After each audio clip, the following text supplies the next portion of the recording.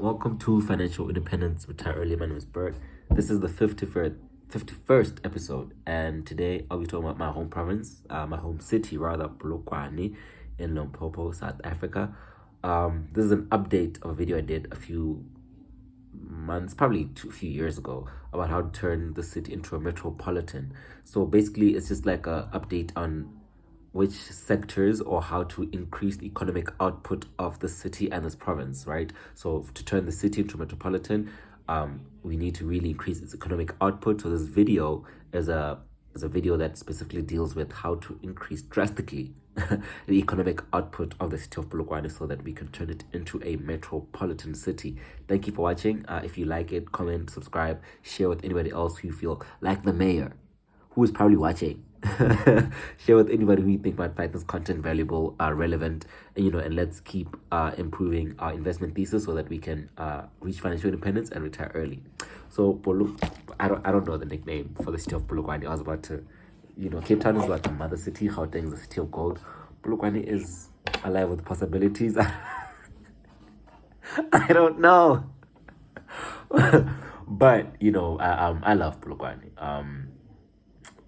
Probably because I'm from here, right? So with that, I obviously have to do a lot of deep thought and deep practice on how to, again, improve the economic output and turn the city into everything I believe it could be, right? So the low-hanging fruit is we just introduced a bus rapid transit system, which is like public transport, public buses, which go around the city and the local townships, like from Polokwane to Shiro and other local townships. So I feel like we need to expand this BRT to Mankweng because that's where the University of Limpopo is, right? So it only makes sense. It's common sense to expand the BRT system to Mankweng. And I think no, not Reava is in Gauteng. I don't I am so bad. I'm sorry, guys. But yeah, we need to expand the BRT system to Mankweng. It only makes sense because Mankweng is an economic center, is an economic hub, especially because of the 30,000 university students and staff that work around the University of Limpopo and the other 20,000 support staff, right? People that make businesses around Mankweng, people that have houses and rooms where the students stay and shops and all of that. Just there's at least 50,000 people that are active, super active in the economy of Mankweng because of the University of Limpopo, and it really makes sense to connect Polokwane and Mankweng. That's number one. Number two, also with the BRT, we need to have like subways, guys. Apparently there's going to be a bullet train from Joburg to Polokwane. That's beautiful. That's perfect. I love it. That's in the first video. That's why you're listening, Mayor, because that's in the first video. I love that you're doing that. Now, even if it's not a bullet train, but you need like a subway, guys, or just like some form of transit train from Polokwane that goes into Mankweng, that goes into Utloko. Right, Utokwa is like 60 kilometers north. It's a really fast growing village, and I think it only makes sense also to connect Polokwane to Utokwa and Mankweng via a bullet train system. Because, like, again, if you're in Utokwa or Mankweng, you've seen how that the roads aren't enough. The N1, which is the national road, passes from Polokwane to Utokwa. That road is full of accidents. It's just too small, and there's just not enough space, especially when it gets busy. There's not enough space for everybody, and subway system or train system would completely alleviate the pressures and also just increase economic activity between the two hotspots, between Polokwane and Polokwane, and between Mankweng and Polokwane. So I think not only should we have the bus go to Mankweng, but we should also have a subway, because even if with the buses there isn't enough road, there just isn't enough road to carry all the people or all the cars that are and will be traveling between these three hotspots, right? So these are just the low-hanging fruits. Another low-hanging fruit, I know, like, the train thing will cost billions, but it's an obvious thing. Another one is the ones that I just mentioned are probably things that should be done by government, right? But the private sector also should play a big role, because we know that the private sector funds the public sector, right? And the public sector creates the infrastructure for the private sector to exist. So these two are a perfect partnership. So the private sector, with the assistance of government, these are industries that we need to completely focus in. You and me, entrepreneurs, these are the industries that we need to kind of like focus on. Number one is like agriculture. That's so obvious. Limpopo as a whole is huge on agriculture. So not only should we increase our agricultural output, we should be focusing on agro processing and meat processing, and with a function for exporting. We should be completely focused on agro and meat processing for international export. Polokwane should lead in the export of food to the rest of the continent and to the rest of the world from South Africa. We should overcome Western Cape and any other province. Limpopo grows the best food, Limpopo grows the most diverse food, and we should be deliberate in kind of growing that food with the knowledge and the intention to process it for international export. That's number one. You and I should go into farming. We should grow our own food. We should grow more than we can eat, and then sell the surplus and hopefully sell it to the rest of the world internationally. Think about that. Number two is solar energy. Like, that's so obvious. I think this province probably gets the most sun or the most heat than any other province. Maybe not as much, but Northern Cape is a desert, so obviously you'll be like, they get a lot of sun. But yeah, we get so much sun. It only makes sense that we should be leading in solar energy manufacturing and solar energy capturing. With all the load shedding that's happening in this province, we should definitely be increasing our solar energy output, right? And we should putting all of that into the grid, selling it back to the government, selling it to our neighbors, selling it to each other. So solar energy is an obvious. So people need to be creating solar panels. People need to be recycling solar panels, and people need to be capturing the solar energy and storing it and selling it back to their neighbors and the government. It only makes sense. We do have a power problem, even though it's man-made, even though it's self-created by our government, our energy crisis. But solar energy is a huge opportunity that we can take on because we have enough sun, and and because we have a demand. So solar energy is something that we should definitely be looking into. Another one is waste to energy. Again, because we have such an energy problem, we have an energy problem. But not only that, waste is like an unlimited resource, as much as the sun is. You know what I'm saying? Like, if there's any resource that there's only going to be more and more of as the world becomes, as more people are born into this world, as more people hit middle class status, as more people consume because there are more people or because they have more money, waste is going to become an unlimited resource. So we need to be making the most of this waste instead of like throwing it to landfills and messing up the world and the planet.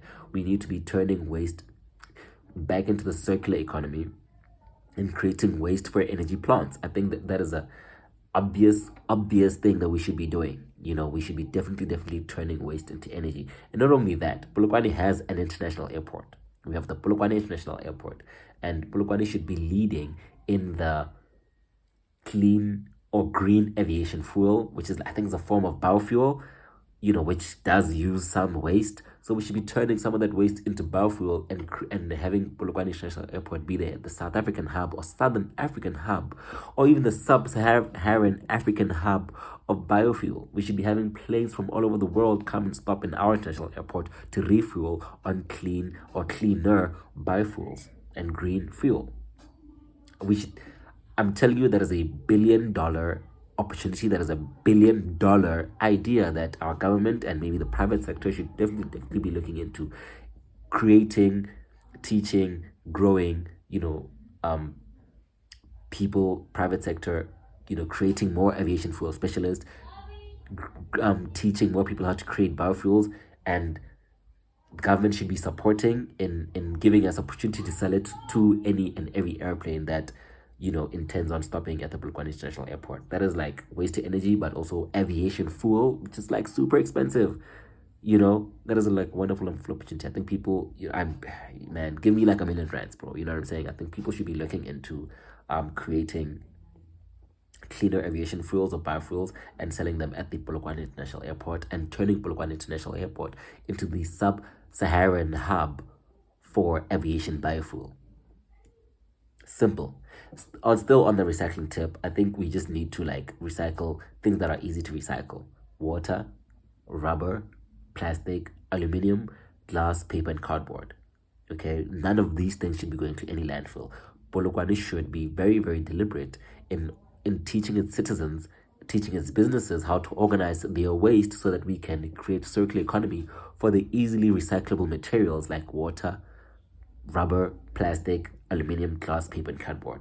There's no reason why any of this should be going into the waste field. There's absolutely no reason. While we have such huge unemployment, while we have such pressing climate crisis, as people say, and while we're dirtying the land and the world, like there's absolutely no reason any of these things should be going to land waste. We should be focusing on recycling at 100% capacity, at 100% level, all the water, all the rubber, plastic, aluminum, glass, and paper and cardboard that is considered waste. Okay, we should definitely look into that. That is another one. And maybe last but not least, like I said, mentioned earlier, like the N1 from Polokwane to Polokwane that has a relatively high accident rate. Also, even the N1 from Joburg to Polokwane and in other roads in and around Polokwane, we have like high accident rates. And this is seen every time it's like Easter, people are coming to like the religious whether ZCC church or they're just coming back home for the Easter holidays, come the December holidays, and people are coming back home from Joburg and other parts of the country for the Christmas holidays, see their family. There's always like a high accident rate in a lot of these roads in Polokwane and Limpopo. There is absolutely no reason why we aren't using artificial intelligence to solve these problems. I mean, there's no reason why there aren't cameras in the high accident zones. We know where are the high accident zones. We just had a traditional cleansing ceremony at one of the high accident zones, and a few days later there was an accident. So it's like, oh, let's go cleanse. And I'm not knocking, I do traditional ceremonies myself, but we had a traditional ceremony at a high accident zone, and a few weeks later there was a car accident. There's no reason why they didn't install a camera there. Why didn't they install a camera there? So that we can observe all of these accidents happen and use just our common sense, our intuitiveness, and artificial intelligence or machine learning to see why these things are happening and how to prevent them from happening again. Okay, artificial intelligence is a wonderful tool that we can be using. Even if it's not artificial, just sensors and cameras, bro. Put some cameras there, watch all these accidents happen, because clearly you're not trying to stop them. And then once you have enough information on how they happen, why they happen, we can try implement informed decisions, informed measures on how to prevent these accidents from happening again. There is absolutely no reason why we are always saying, oh, it's December, people are going to die. Oh, it's Easter, people are going to die. And we're just sitting waiting for these people to die. That makes no sense. Okay, so we need to be installing cameras, we need to be installing sensors, and we need to be using predictive learning. We need to be using artificial intelligence and machine learning on how to stop these accidents from occurring year after year after year after year. Okay, so artificial intelligence to stop road accidents. Okay, recycling all of the waste products, waste to energy. Okay, bioaviation fuel. Okay, solar energy, agro processing, meat processing, bullet train from Polokwane to Jozi, subways from Mankweng to Turf, and from Polokwane to Mankweng to Polokwane and Polokwane to Polokwane. Expansion of the buses from Polokwane to Mankweng, and last but not least, 3D printing. As much as we are going to be creating these biofuels for these airplanes, we need to start 3D printing, because 3D printing, guys, is not like such a highly intensive technology, but can create high-end technologies. Like, we should be focused on 3D printing. Yeah, we should be focused on 3D printing, but even zoom in closer and say we're going to be 3D printing high-end industrial machinery and machine parts. So Limpopo Polokwane is going to focus on 3D printing high-end industrial machinery and parts. If we're going to industrialize this country, if we're going to industrialize this province, then we need all the machinery and the machine parts that we can handle. And if they're too expensive to import, they're too expensive to buy from other countries, we need to reverse engineer them and then 3D print them. There's no reason why we aren't able to do that.